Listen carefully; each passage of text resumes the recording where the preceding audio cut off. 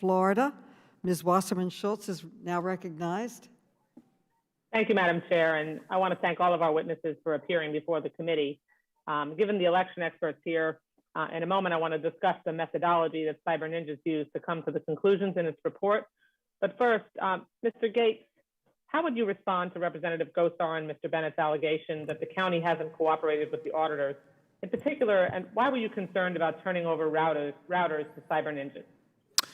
Yes, so the issue of the routers is we had grave concerns from our sheriff and others at the county level that if we were to turn those routers over, it basically would have provided a roadmap for even a decent hacker to get into our system. So one, there were significant cybersecurity concerns. Secondly, this would have basically brought down our operations at the county, and we are the 4th largest county in the country. We've got to provide services to our residents every day. And then additionally, there would have been costs in putting that network back together. That's why we came to an agreement, as Mr. Bennett mentioned, with President Fan. And in that agreement, by the way, President Fan signed it saying that the county has fully complied with the subpoena.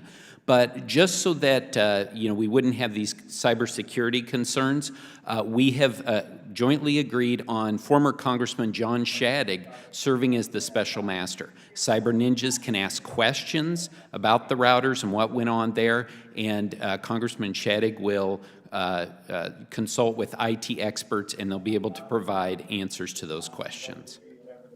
Seems like a pretty basic principle of election integrity that the keeper of the routers and the protector of the integrity of our elections shouldn't be turning over the routers to a private organization that has absolutely no expertise in conducting audits. And that's really the premise of the rest of my questions.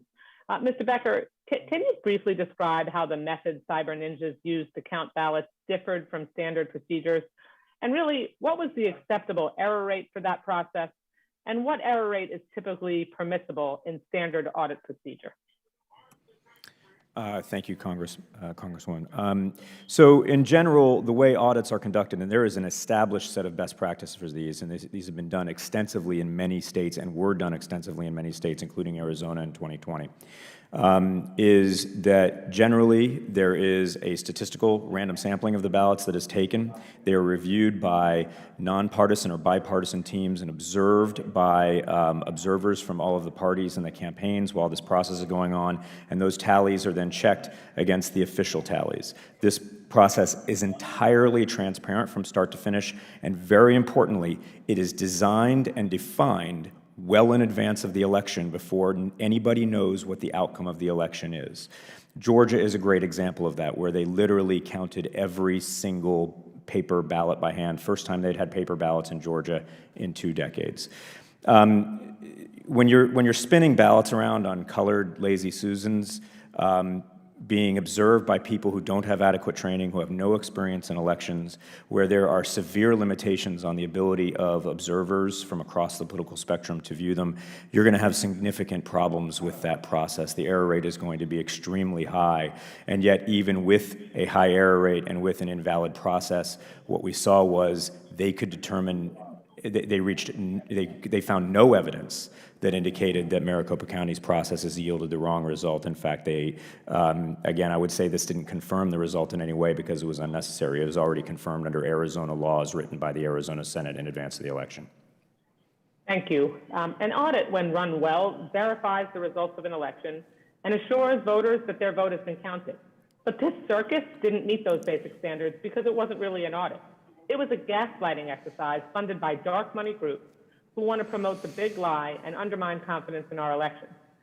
This conspiratorial worldview also infects Republicans in my home state of Florida, where a pending bill in the state legislature would conduct a forensic audit of the 2020 election, but of course only in counties that Biden won.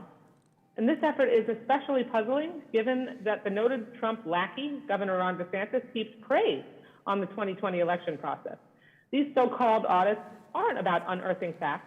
They're about ginning up justification for repressive voting rights laws that prevent Black and brown people from access to the voting booth and helping Republicans lay the groundwork for setting aside the work of local elections officials so they can possibly usurp future elections. These are democracy corrosion exercises, nothing more. So thank you very much for your testimony. And I hope the committee remains continued, and I trust that we will continue to election integrity, not promoting the big lie as our colleagues have been doing since the end of the election. I yield back the balance of my time.